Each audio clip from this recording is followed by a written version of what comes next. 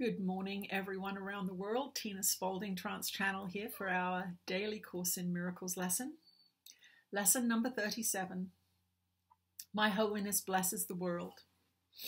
This idea contains the first glimmerings of your true function in the world, or why you are here. Your purpose is to see the world through your own holiness.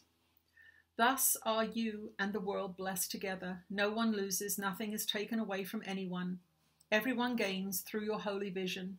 It signifies the end of sacrifice because it offers everyone his full due, and he is entitled to everything because it is his birthright as a son of God.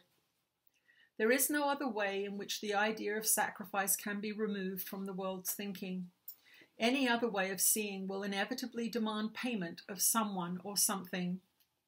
As a result, the perceiver will lose. Nor will he have any idea why he is losing. Yet his wholeness restored to his awakening, his awareness through your vision. Yet is his wholeness restored to his awareness through your vision. Your holiness blesses him by asking nothing of him. Those who see themselves as whole make no demands. Your holiness is the salvation of the world. It lets you teach the world that it is one with you, not by preaching to it, not by telling it anything, but merely by your quiet recognition that in your holiness are all things blessed along with you.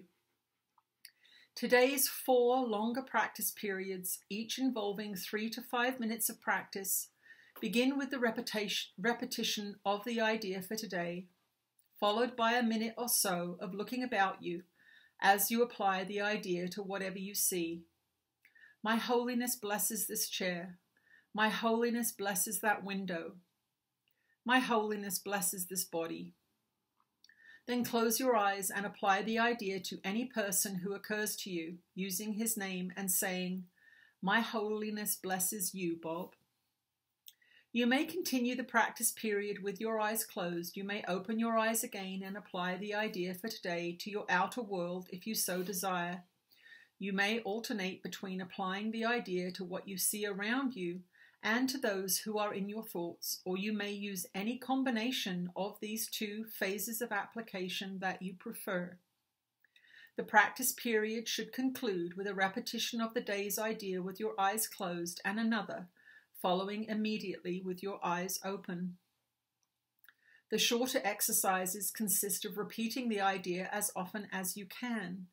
It is particularly helpful to apply it silently to anyone you meet, using his name as you do so.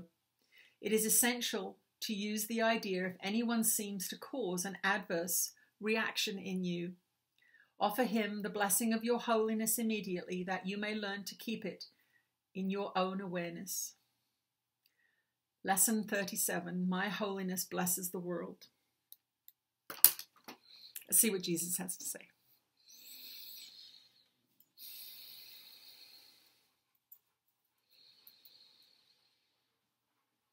You are blessed beings indeed. I am that one that you know as Jesus, and this is what you experienced about my last incarnation on this plane. My holiness blessed the world, and those who met me once I had awoken truly and completely, once I had become an enlightened being, were blessed in my presence. And it was not a blessing of arrogance as the ego would do it. It is just a frequency that the enlightened master teacher holds that emanates from them, because they do not have any blocks preventing the extension of their powerful connection to source. It is not an individuated energy. It is coming through. It is coming from the divine mind through the unobstructed consciousness of the master, the enlightened teacher. And it extends to everyone and everything, and therefore is most powerful in its creative abilities and will cause spontaneous miracles to happen. The clarification of the mind is so important when you understand that whatever comes through you is going to be magnified by what is in you. And that is why those of you with low frequencies and ego-driven consciousnesses are not given access to tremendous powers, because they would be magnified by the ego. And you will see this at play in many circumstances where you have teachers of spiritual material that have not had their ego clarified through a process such as you are going through. You will see them wielding sexual power over beings. They are transmitting tremendous energy from source, but they are filtering it through their ego's blocks. And this is something that we want to encourage you to understand as you go through this clarification process, so that you do not become impatient with wanting Kundalini awakenings, or wanting psychic powers, or wanting the ability to manifest more money. You want to clarify your mind first, so that the power that is your rightful inheritance does not become distorted through those blocks.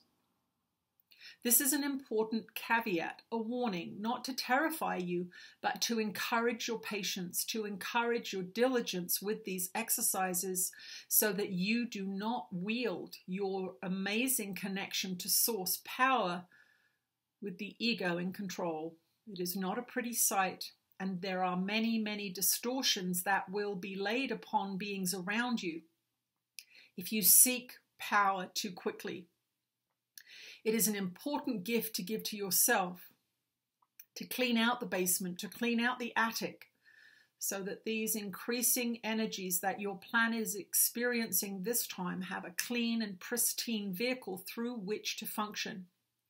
And as you see around you, there are increasing stresses on your mind as your planet goes through this ascension process. We are speaking specifically about the 2019 year now. This is when this recording is being made. So know that these lessons are clarifying your mind, so that when energies peak, you will have a beautiful, clean vehicle, vessel in which to house them.